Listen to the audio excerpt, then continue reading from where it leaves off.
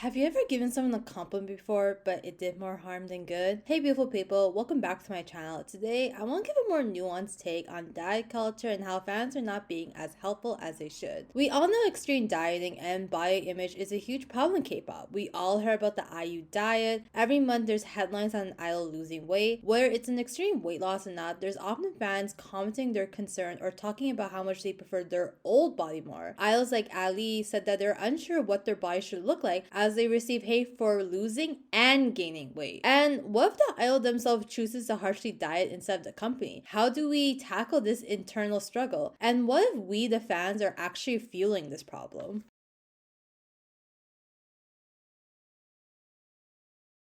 I think a lot of K-pop fans are prone to hype up their idols by making Twitter threads or articles on how beautiful they are or how hot their bodies are. Even if fan signs or idol Q&A, fans would spend most of it telling their idols how attractive they are. As mentioned before, if we think our idols are struggling with their body image, instead of reminding them to just focus on their health, we'll tell them to either gain or lose weight, which comes off as policing. I think a lot of fans do this with good intentions. They think just complimenting idols on their appearance will make them feel happier, even if the idol never said that they were insecure.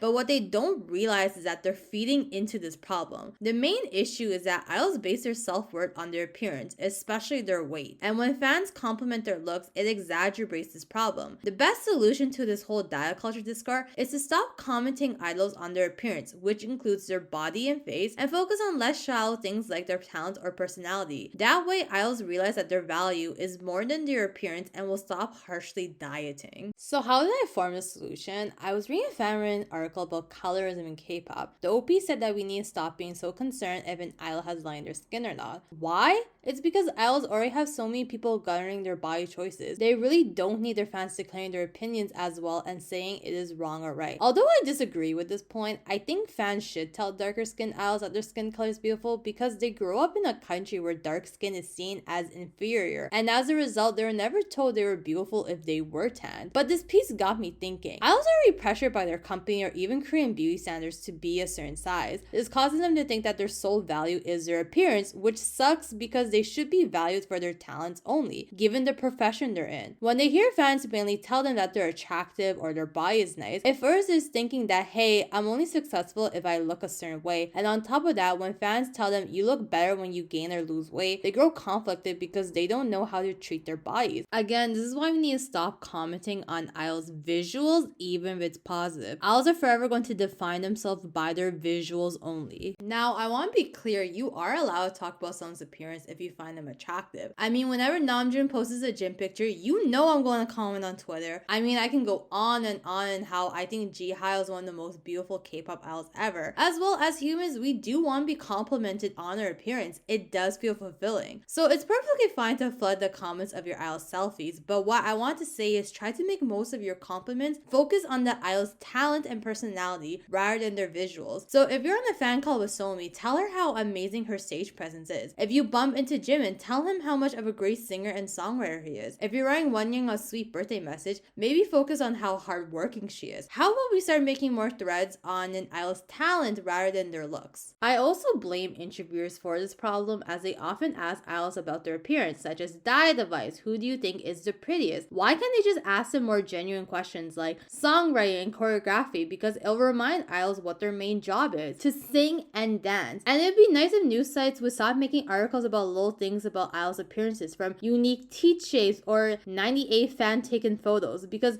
you can also write articles about less shallow things like their dancing skills or funny variety moments. I also want to touch on why it's problematic to say you look better before when an idol loses weight, especially when it's done in an unhealthy way. The main purpose of eating and exercise should be health related, such as having good stamina and energy. But when you tell an idol you look better before, you are drilling into their heads that they should exercise and eat so they can look good rather than their health. It's also fine to raise concern if an idol seems to be restricted dieting, but I want to stress that someone's health isn't transparent. For example, over the years, BLACKPINK's Lisa's weight is very consistent, and if anything, it seems like she's gaining a lot of muscle. She always voices healthy habits like exercise and sleep, yet is always skinny shamed or called unhealthy. Now here are the signs of someone unhealthy dieting. Have they verbally stated that they're on a dangerous diet? Has their energy such as their dancing gone down? Back in May 2018, a lot of AOA fans were concerned about Soloin's weight loss, as you can literally see her ribs sticking out in some photos. Later that year in December, Solon suddenly collapsed on stage. You can hear her dry heaving through the members' microphones, and it literally looked like she was about to throw up.